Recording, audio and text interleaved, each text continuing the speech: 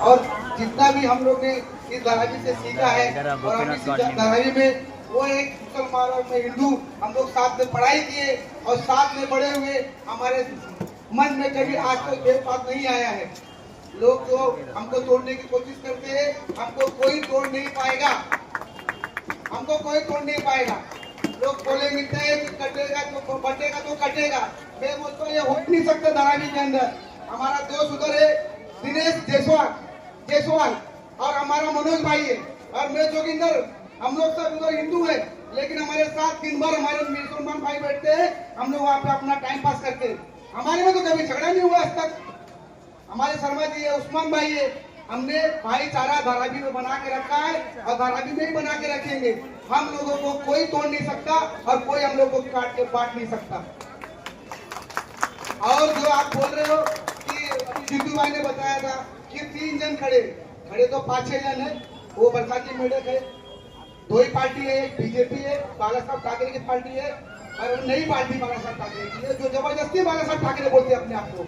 एक उदय बाला साहब ठाकरे की पार्टी है और एक कांग्रेस पार्टी है।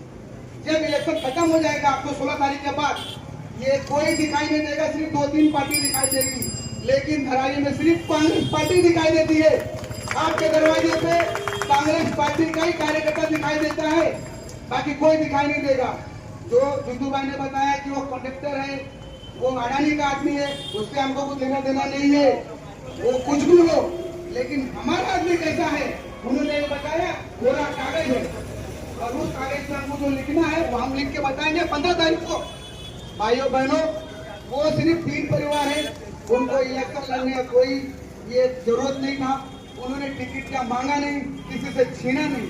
हमारे कांग्रेस पार्टी के 13 जनों ने फॉर्म भरा था, हमारी वर्षाताई माननीय वर्षाताई गायकवाड़ ने वो 13 में से इनको चुन के टिकट दिया तो कुछ सोच समझ के दिया ना कि ये हमारे वार्ड का विकास करेंगे। ये पढ़े लिखे लोग हैं, आपको पता है पढ़े लिखे लोग हैं।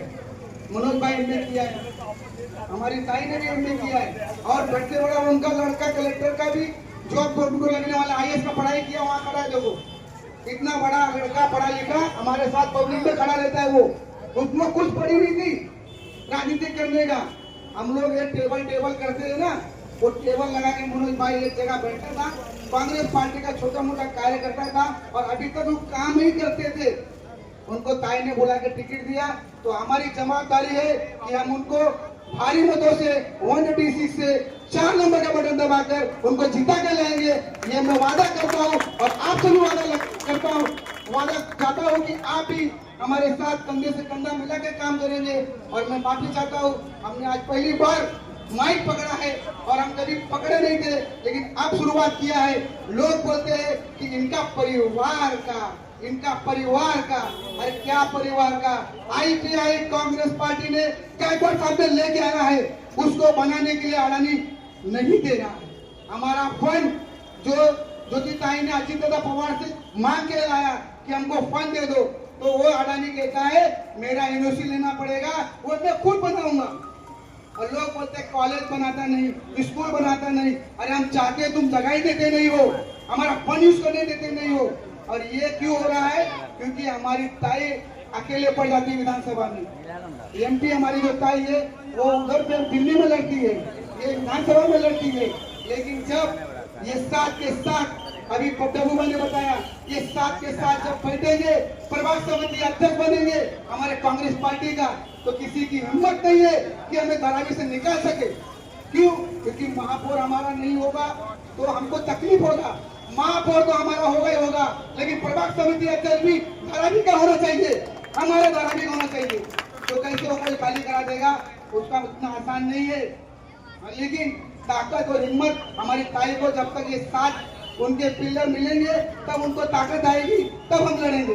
लोग बोलते हैं डराते हैं, डरा के वोट मांगते हैं। हम कोई डरा के वोट नहीं मांग रहे हैं। आप सच्चाई है मेरे को चले जाइए, उनका जिया जो है उस पर ये लिखा है, उसमें अपात्र वाले के बारे में लिखा है, पात्र वाले के बारे में कहीं नहीं लिखा है। सिर्फ 2 लाइन लिखने के लिए हम लोग लड़ रहे, उनसे झगड़ा कर रहे कि 2000 के पहले को डोकरे को मान्यता दे दो, जो आपने क्या है वो लिख के दे दो। वो कुछ लिख के देने वाले नहीं और वो लिख के भी देंगे नहीं।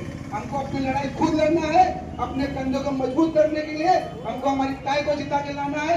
और ये अवसर मिल करके अपना 2 बात समझ सकता हूँ। जय हिंद, जय महाराष्ट्र, जय हिंद।